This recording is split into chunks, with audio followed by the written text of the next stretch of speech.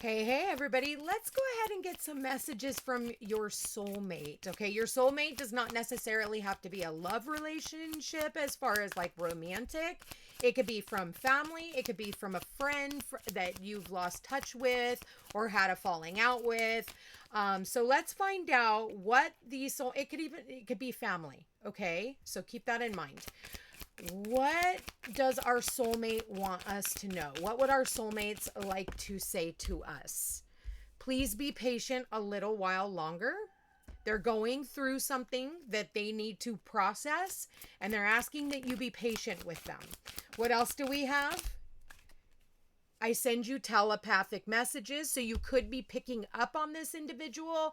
You could be having dreams about them. You could be just going about your daily duties and all of a sudden they overwhelm your thought process, or they come into mind, or you see like, some their name or hear their name, or a doppelganger or whatever. That's them sending you telepathic messages that they're thinking of you, or you see like a car look-alike or something like that.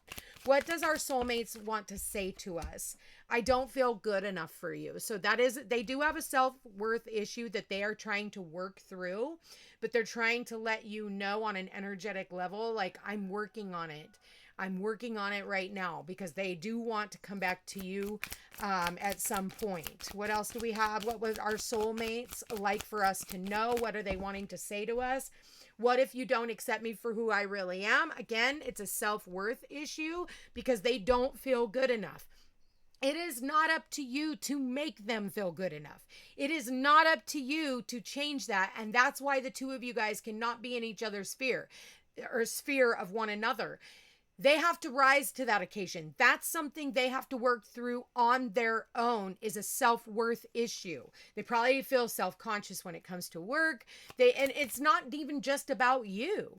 And maybe this person's even told you, like, you deserve better than me. Which, when people say that, it kind of pisses me off, because it's almost like they're saying, you deserve better, which means in return, I'm not willing to become or rise to the occasion of the person you need me to be in order for us to stay in this relationship.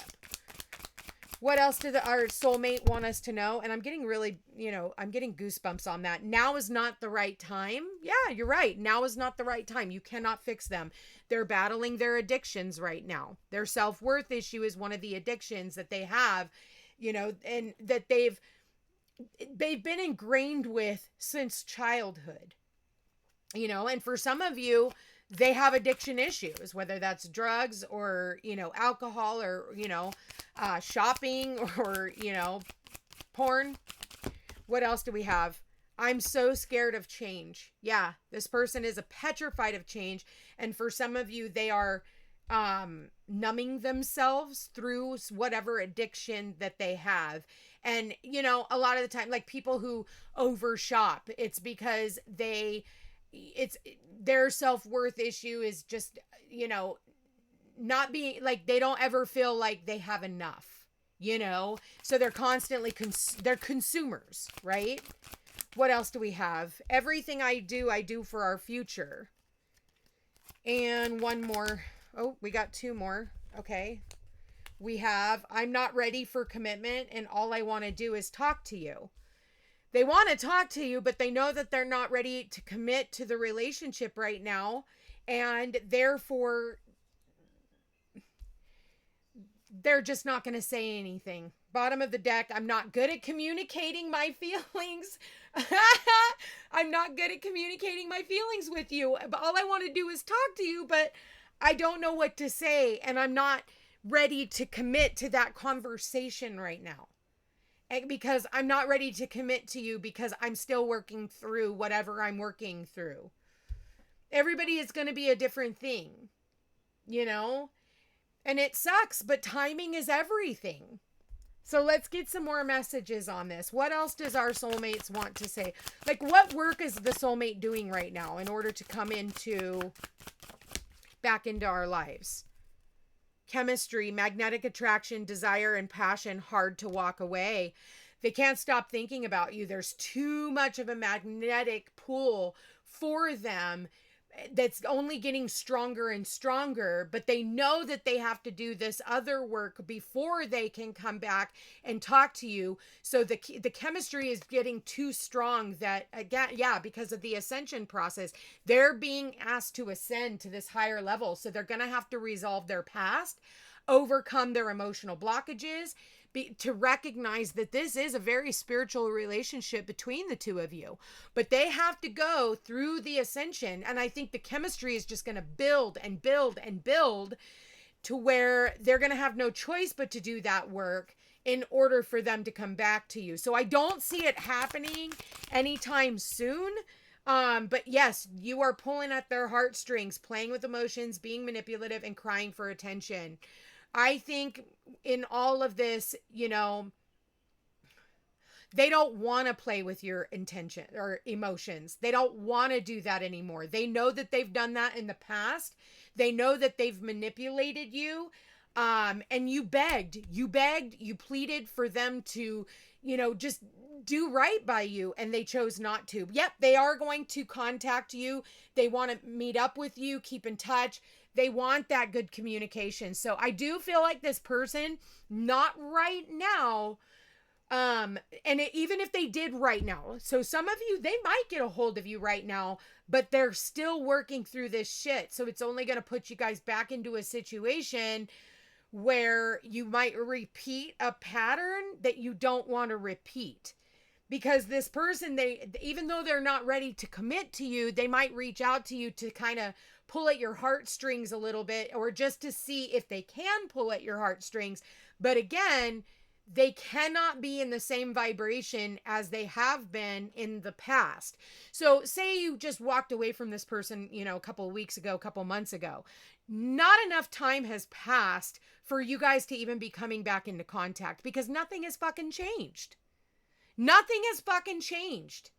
It will have had to take a very long time for both of you guys to do this work, because it's not just them that needs the work. Because at the end of the day, why do you keep manifesting this type of, you know, scenario and cycle into your life?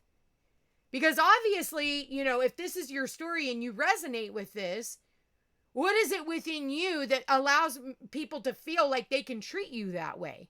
That they can treat you like an option?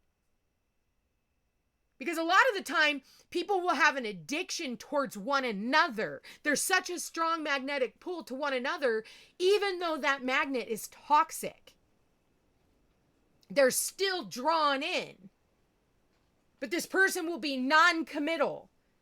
And it's because we overlove this person, and, oh, we feel, well, they're a family, so we have to put up with toxicity, you know, and because it's my kid or it's my mom or whatever. Well, if the pattern keeps, you know, coming around, and all they do is come back in and cycle through and Tasmanian devil, and then, you know, shoot back out, you know, they pull at your heartstrings. Yes, our children do.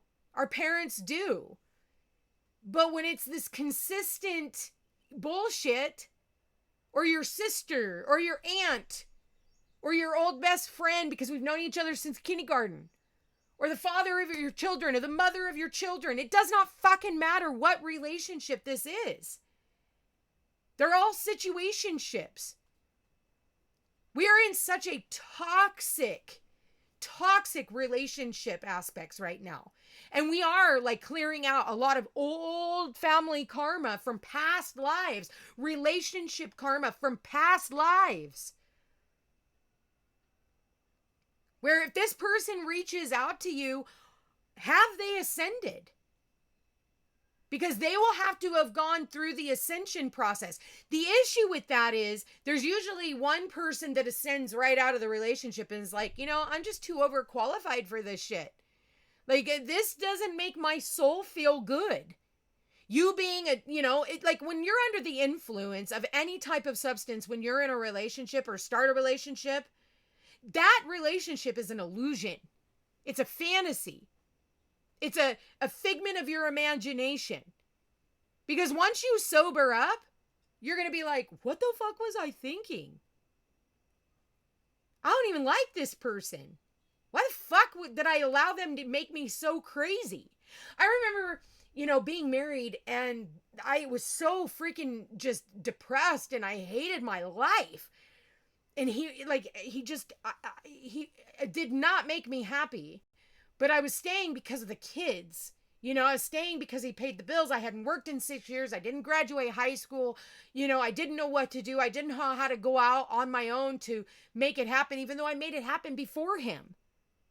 But I got so reliant upon him, even though it was toxic between us, fighting and arguing and physical and, addictions and all kinds of stupid shit and cheating, that I was so freaking depressed that they tried to put me on antidepressants. And those antidepressants literally almost took my life. I ended up in a freaking ambulance, butt ass naked, like they're pounding my chest.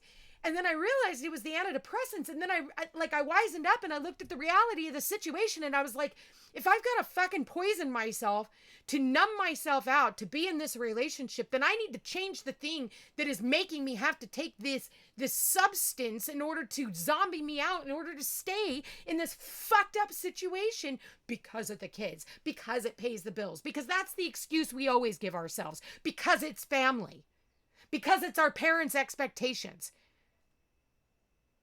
We always have an excuse. And we need to stop it with these fucking excuses as to why we tolerate less than what we deserve.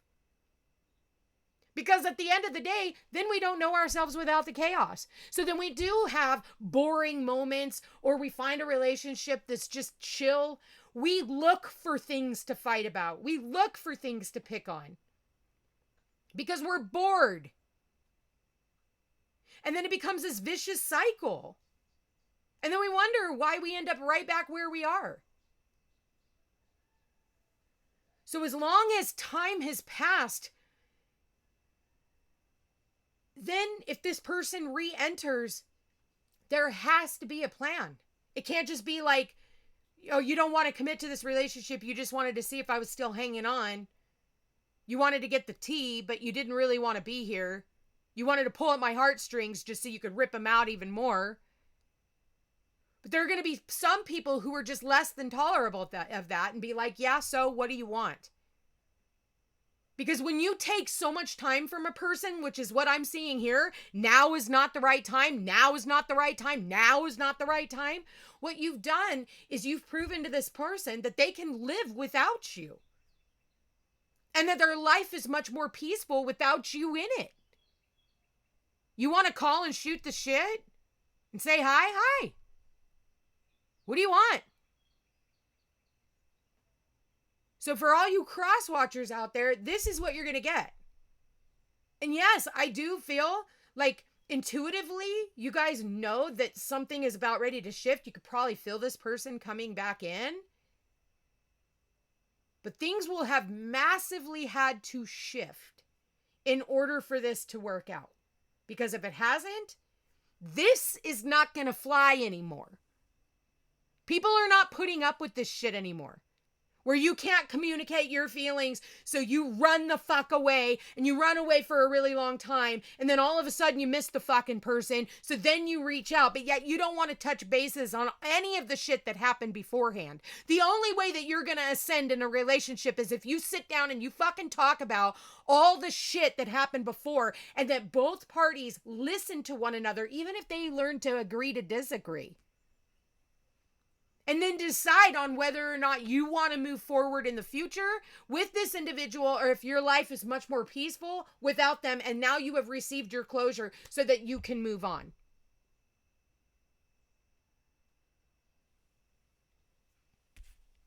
Someone here, and for some of you, they want to come back in and contact you to resolve the past. And that's why this feeling, this urge of like, I need to do this, even though they're not committed to it just yet. They're not committed to it just yet. But I think that the will to speak with you is going to become so strong that they're going to have no choice but to reach out. What happens from there is entirely up to you. You've got to remember how this individual walked away And, you know, it's funny because the first card out is please be patient a little while longer. The last card out is I'm not ready for a commitment. So, and then the center of the reading is now is not the right time. Timing is everything. Timing is fucking everything. You reach out too prematurely, you might not get the answer that you want. You reach out in a place of ego because you're, you know, you've got that FOMO, fear of missing out. Hey, remember me? Remember that one time? And there's got to be with something with substance, because otherwise the collective, they're not dealing with the shit anymore. They're committing to a life of peace, not chaos. Nobody wants fucking chaos in their life anymore. Nobody wants drama in their life anymore. Nobody wants to continue being beaten down for their past anymore. Nobody wants to continue enabling others to continue to use their past as a reason or an excuse to treat you like shit. As the rain comes down right now, we're washing all of that away. That has been so fucking painful to the collective. This person has cried so many tears. You've cried so many tears over a certain individual or a group of individuals.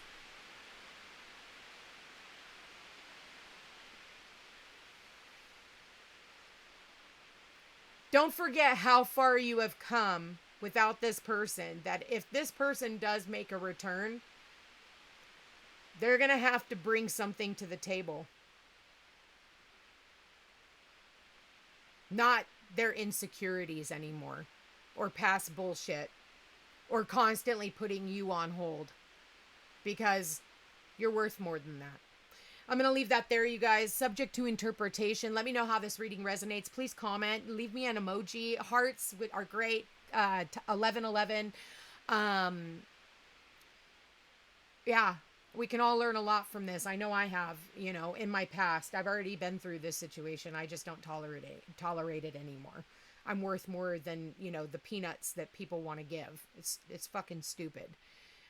You know, it's time to grow up. It's time for that ascension process. So comment, let me know how this reading resonates with you guys. If you're interested in a personal reading, all my information's in the description box down below. Love you guys all so much. Thank you for being here, and we'll chat again soon. Take care.